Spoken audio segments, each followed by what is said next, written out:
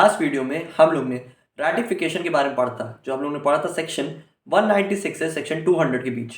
आज हम लोग पढ़ेंगे रेवोकेशन ऑफ अथॉरिटी के बारे में, यानी कि जो अथॉरिटी होती है या फिर जो पावर होती है उसका रेवोकेशन कैसे हो सकता है, उसको ख़त्म कैसे किया जा सकता है, उसको कैसे रोका जा सकता है, ये सब हम लोग जानेंगे, जो हम लोग पढ़ेंगे सेक्शन 201 से सेक्शन 210 के बीच। तो स्टार्ट करते हैं सेक्शन 201 से। सेक्शन 200 बात करता है टर्मिनेशन ऑफ एजेंसी के बारे में। ये बताता है कि एजेंसी कौन कौन से ग्राउंड्स में टर्मिनेट की जा सकती है। तो आइए जानते हैं कुछ ऐसे 5 ग्राउंड्स को जिसमें हम एजेंसी को टर्मिनेट यानी कि उसको ख़त्म कर सकते हैं। पहला ground, by the principal revoking his authority, यानी कि जो प्रिंसिपल है यानी कि जो मेन ओनर या फिर फादर है एजेंसी का, वो अगर कह ले या फिर वो कोई रीज़न के बेस में चाह ले कि हमको अथॉरिटी ख़त्म करनी है, या वो अपनी अथॉरिटी से पीछे हट जाए, यानी कि जो मेन लीडर है वही जिसने काम दिया था एजेंट को वही पीछे हट जाए, वही कहते हैं हमको कुछ काम करना ही नहीं है, ना ही कुछ काम करवाना है आपसे, तो तब आपकी एजेंसी टर्मिनेट हो सकती है। दूसरा ग्राउंड, जब एजेंट जो है बिजनेस से रिनाउंस कर जाए, यानी कि वो सब कुछ त्याग के एजेंसी से चला जाए, यानी कि जो एजेंट है जो प्रिंसिपल के बिहाफ में सारे कॉन्ट्रैक्ट क्रिएट करता है, जो सारे एक्ट का परफॉर्मेंस करता है, यानी कि जो सेकंड पार्टी है एजेंसी की या फिर सब फादर ऑफ द प्रिंसिपल, वो अगर अपने सारी अथॉरिटी त्याग के चला जाए तो भी टर्मिनेशन हो सकता है एजेंसी का। तीसरा ग्राउंड, जब एजेंसी का बिजनेस कंप्लीट हो जाए, यानी कि जो कॉन्ट्रैक्ट बनाया गया था जितने टाइम पीरियड के लिए, वो उसका एक एंड पीरियड आ जाए। इस डेट से बिजनेस का कमेंसमेंट हुआ तो जिस डेट में जाके उसका एंड हुआ था, एंडिंग पीरियड तक अगर वो काम पूरा हो जाता है तो ऑटोमेटिकली टर्मिनेशन हो जाता है एजेंसी का। चौथा ग्राउंड, प्रिंसिपल या फिर एजेंट दोनों में से अगर किसी की डेथ हो जाए या फिर वो अनसाउंड माइंड वाली कंडीशन में चला जाए, यानी कि वो मेंटली स्टेबल ना हो। जब आप कॉन्ट्रैक्ट में आ रहे हैं तो आपका नेसेसरी रिक्वायरमेंट ये होती है कि आप साउंड माइंड रहें और एज ऑफ मेजॉरिटी के ऊपर रहें। लेकिन जब आप अचानक से कॉन्ट्रैक्ट आपने क्रिएट कर लिया, काम आप सारा कर रहे हैं, सारा एक्ट का परफॉर्मेंस आप कर रहे हैं, लेकिन बाद में आपकी मेंटल स्टेबिलिटी खराब हो जाए, आप अनसाउंड माइंड वाली कंडीशन चले जाएं, तब भी टर्मिनेशन एजेंसी का हो सकता है। और लास्ट ग्राउंड यानी कि 5वां ग्राउंड बताता है प्रिंसिपल जो है वो अपने कॉन्ट्रैक्ट में इंसॉल्वेंट बन जाए। अब मान लीजिए प्रिंसिपल है वो ओनर है, वही कॉन्ट्रैक्ट ऑफ एजेंसी क्रिएट कर रहा है, अब उसने एजेंट को भी रखा है और एजेंट ने आगे सब एजेंट्स को भी रखा है, तो पैसे का डिस्ट्रीब्यूशन भी उस हिसाब से होगा। अब एजेंसी में एजेंट अगर काम कर रहा है प्रिंसिपल के बिहाफ में तो एजेंट कुछ कमीशन चार्ज करेगा, फ्री में तो काम करेगा नहीं। लेकिन कुछ ऐसी सिचुएशन आ जाए, मान लीजिए एजेंसी लॉस में चली जाए, कोई लोन अमाउंट चुकाना पड़ जाए, कोई भी ऐसा फाइनेंशियल स्टेबिलिटी या फिर फाइनेंशियल क्राइसिस आ जाए, तो अगर जिससे प्रिंसिपल इंसॉल्वेंट बन जाए तो भी एजेंसी का टर्मिनेशन हो सकता है। तो ये बताता है सेक्शन 201। अब समझते हैं सेक्शन 202 को। सेक्शन 200 बात करता है termination of agency where agent has an interest in subject matter. क्या बता रहा है? Where the agent has himself an interest in the property which forms the subject matter of the agency, the agency can not in the absence of an express contract be terminated to prejudice of such interest. क्या बोल रहा है ये section? कि अगर agent यानी कि agency में जो पर्सन एजेंट है, जो कि सब फादर है प्रिंसिपल का, उसका कोई प्रॉफिट हो रहा है या फिर उसका कुछ इन्वेस्टमेंट है ऐसा जो उसने पैसे लगाए हुए हैं एजेंसी में, तो वो उसके पैसे का वहाँ पे यूज़ हो रहा हो, एजेंसी में कोई बेनिफिट वो पा रहा है, कोई उससे आउटपुट जनरेट हो रहा है, तो ऐसा कुछ इन्वेस्टमेंट या फिर कुछ ऐसा फाइनेंशियल ट्रांजैक्शन के फेवर में आ रही है, तब तक एजेंसी में एजेंट कॉन्ट्रैक्ट से नहीं हट सकता।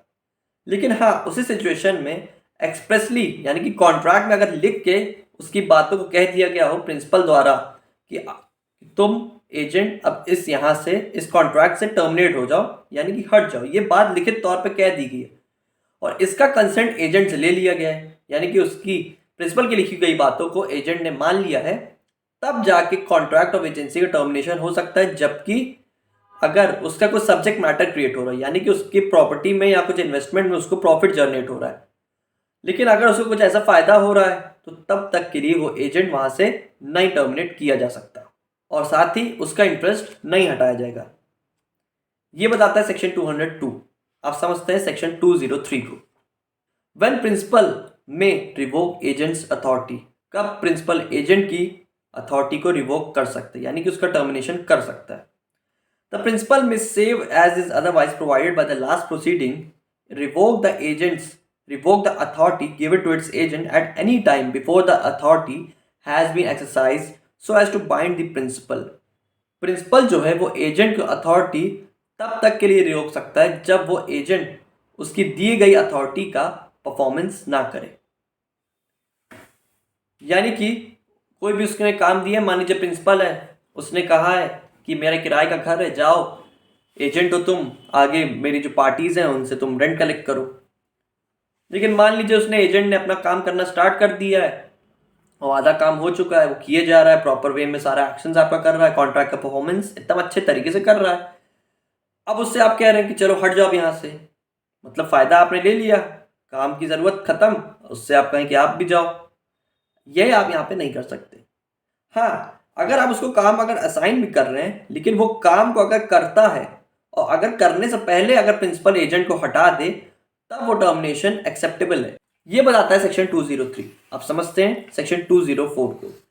204 बताता है revocation where authority has been partly exercise. देखिए ये 203 वाला जो इससे प्रीसीडिंग सेक्शन है उससे ही इंटरकनेक्टेड है। क्या बता रहा है? The principal can not revoke the authority given to his agent after the authority has been partly exercise so as far as regards such acts and obligation as arise from acts already done in the agency। ये statement क्या बता रहा है, ये line क्या बता रही है? ये सेक्शन ये बता रहा है कि अगर प्रिंसिपल ने एजेंट को कोई अथॉरिटी दी है, यानी कि प्रिंसिपल ने एजेंट को कुछ काम दिया है और उसके बाद वो काम को वो करने लगा और आधे हिस्से का काम हो गया, यानी कि आधा काम, जो पूरा काम उसको दिया गया था, मान लीजिए 100% कोई काम देता है, उसमें से अगर एजेंट जो है वो 50% काम कर लेता है तो यहाँ पे एजेंट रेवोकेट नहीं कर सकता। अब समझते हैं सेक्शन 205 को। 205 बात करता है compensation for revocation by principal और रिनाउंसिएशन बाय एजेंट। अब यहाँ पे कंपनसेशन का रोल आ गया। क्या है ये सेक्शन, बताते हैं, आइए पढ़ते हैं। When there is an express or implied contract that the agency should be continued for any period of time, the principal must make compensation to the agent or the agent to the principal as the case may be for any previous revocation or renunciation of the agency without sufficient cause। अगर कोई भी contract में ये बात लिखित तौर पे agreement बना के कह दी गई है या फिर कुछ ऐसा प्रिंसिपल के एक्शन से ये बात कह दी गई है कि एजेंसी कंटिन्यू रहेगी, उसका रेवोकेशन नहीं होगा। मान लीजिए इस एग्रीमेंट में कोई भी कोई कॉन्ट्रैक्ट करता है तो उसमें एक टाइम पीरियड तक रहता है कि इस डेट से अगर हम कॉन्ट्रैक्ट या एग्रीमेंट बना रहे हैं तो ये इस डेट को जाके उसका टर्मिनेशन हो जाएगा, इस डेट में आके वो खत्म हो जाएगी। लेकिन ऐसी सिचुएशन जब क्रिएट हो जाए जब उसमें पहले से ही बाय डिफॉल्ट ही बात लिख दी गई है कि कॉन्ट्रैक्ट अगर हम बना रहे हैं तो उसमें टाइम पीरियड अगर वो प्रिंसिपल नहीं मेंशन कर रहा है, वो ये चाह रहा है कि एजेंसी का कंटिन्यूएंस होता रहे, एजेंसी चलती रहे लॉन्गर पीरियड ऑफ टाइम तक के लिए, तो इसमें अगर प्रिंसिपल एजेंट को हटा रहा है या फिर एजेंट अपनी मर्जी से हट रहा है या फिर रिनाउंसिएशन हो रहा है, त्याग दे रहा है काम को, या फिर प्रिंसिपल जो है वो एजेंट को हटा रहा है, जबकि कॉन्ट्रैक्ट में ऐसा क्या लिखा था कि एजेंसी कंटिन्यू होगी, तो ऐसी सिचुएशन में प्रिंसिपल की लायबिलिटी है, उसकी ड्यूटी बनती है कि वो उसको पैसा दे, यानी कि कंपनसेशन दे। कौन देगा? प्रिंसिपल देगा। किसको देगा? एजेंट को देगा।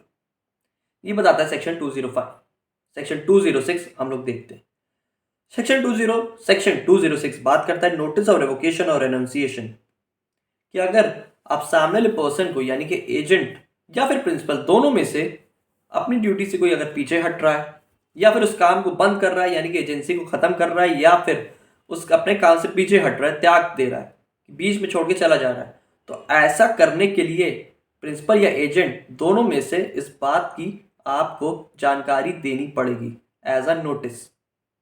यानी कि क्या बता रहा है? Reasonable notice must be given of such revocation और रेनउंसिएशन, otherwise the damage thereby resulting to the principal or the agent as the case may be must be made good to the one by the other।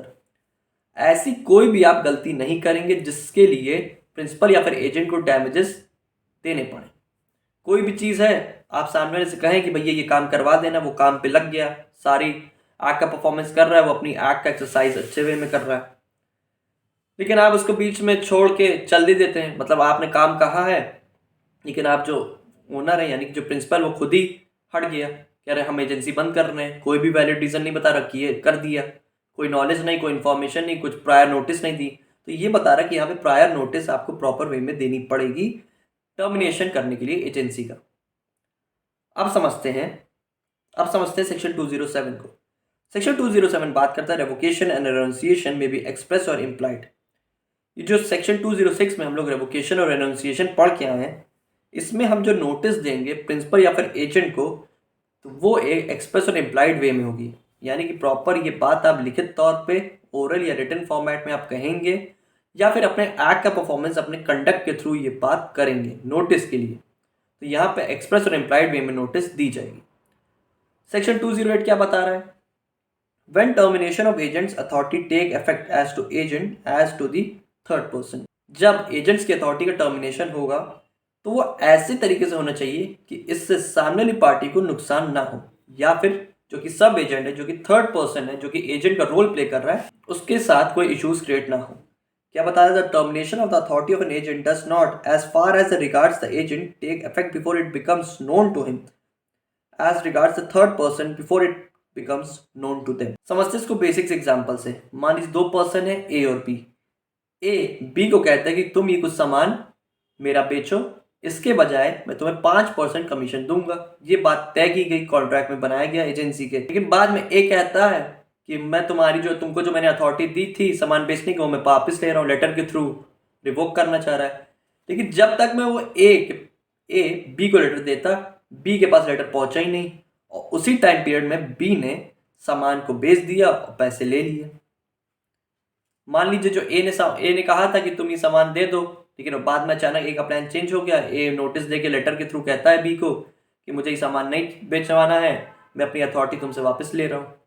ये बात letter के through कहा, लेकिन ये letter जब तक B तक पहुँचता तब तक के लिए सामान उसका बिक चुका था। यहाँ पे सेल हो चुकी है, लेकिन कॉन्ट्रैक्ट में बना दिया गया है लेटर के थ्रू, पहले ही एग्रीमेंट हो गया था कि पाँच रुपये के हिसाब से कमीशन दी जाएगी, तो वो कमीशन बी को मिलेगी। तो ये कह रहा है कि एसेट कॉन्ट्रैक्ट ऑफ टर्मिनेशन हम किसी अथॉरिटी का कर रहे हैं, वो इस तरीके से नहीं होना चाहिए कि जिससे सामने वाला पर्सन उस एक्ट का परफॉर्मेंस कर ले जाए और आपको पता ही ना चले, और आप उसका सामान आप उसको बेच के आप अपना पैसा निकाल लिए।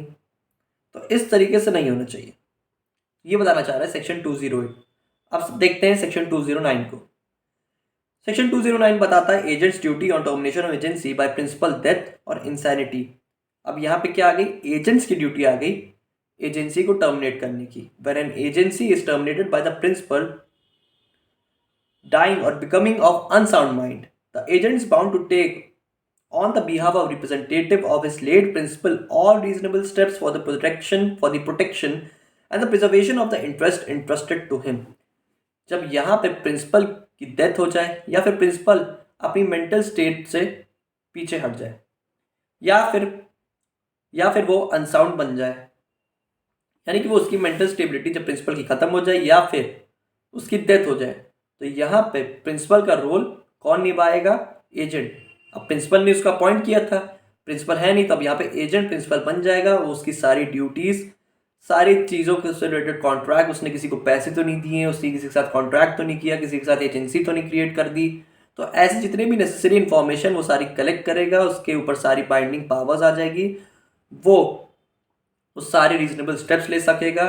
किस चीज़ के लिए? ताकि प्रिंसिपल को बचाया जा सके, प्रिंसिपल की फैमिली को प्रोटेक्ट कर लिया जाए, प्रिंसिपल की फैमिली को प्रोटेक्ट किया जाए, और उसके जो प्रॉफिट्स जो उसको मिलने थे प्रिंसिपल को, वो सारे प्रिजर्व करके रखे प्रिंसिपल के रिप्रेजेंटेटिव्स के लिए। ये एजेंट्स की ड्यूटी है कि वो एजेंट प्रिंसिपल के मरने के बाद एजेंट जो है उसके सारे नेसेसरी स्टेप्स लेगा, उसको बचाएगा, उसको प्रोटेक्ट करेगा। ये बताना चाह रहा है सेक्शन 209। अब टर्मिनेशन ऑफ कॉन्ट्रैक्ट का लास्ट सेक्शन जो कि 210 है, इसको भी देख ले रहे हैं। सेक्शन 200 बात करता है टर्मिनेशन ऑफ सब एजेंट्स अथॉरिटी। अब यहाँ पे जो सब एजेंट यानी कि जो थर्ड पर्सन था जिसको कौन लाया था, एजेंट लाया था, वो उसका टर्मिनेशन कैसे होगा। The termination of the authority of an agent causes the termination of the authority of all the sub agents appointed by him. सीधी सी बात ये कही जा रही है कि अगर जो एजेंट जो कि मेन पर्सन था प्रिंसिपल के बाद, वो जितने भी सब एजेंट्स को लाया था, तो सब एजेंट्स यहाँ पे तब हटेंगे जब एजेंट हट जाएगा। यानी कि अगर जो एजेंट है जो कि सब एजेंट को ला रहा है, उसको डायरेक्ट कर रहा है, उसको सारे काम दे रहा है, उसको सारी चीज़ें समझा रहा है, अगर एजेंट ही हट गया अपने रोल से तो सब एजेंट भी ऑटोमेटिकली हट जाएंगे, उनका टर्मिनेशन हो जाएगा, वो अपनी अथॉरिटी से हट जाएंगे। क्योंकि यहाँ पे सब एजेंट को प्रिंसिपल नहीं ला रहा है, एजेंट ला रहा है। जब एजेंट ला रहा है जब एजेंट नहीं काम दिया था और एजेंट ही अपनी ड्यूटी से हट गया या एजेंट के साथ ही कुछ दुर्घटना हो गई, तो जब एजेंट हटा तो ऑटोमेटिकली सब एजेंट भी हट गया। ये बताना चाह रहा है सेक्शन 210। आई होप आपको सेक्शन 201 से 210 तक का कंसेप्ट क्लियर हुआ, जहां हम लोग ने अथॉरिटी के टर्मिनेशन के बारे में पढ़ा कि कौन सी ऐसी सिचुएशन है, कब कब क्या सिचुएशन आएगी जिसमें टर्मिनेशन अथॉरिटी का होगा, कौन टर्मिनेट करेगा, कैसे टर्मिनेट करेगा, टर्मिनेशन के बाद क्या रोल है, क्या ड्यूटी है, ये हम लोग ने डिस्कस किया। तो मिलते हैं फिर नेक्स्ट वीडियो में, जहां हम लोग देखेंगे एजेंट और प्रिंसिपल की ड्यूटीज के बारे में।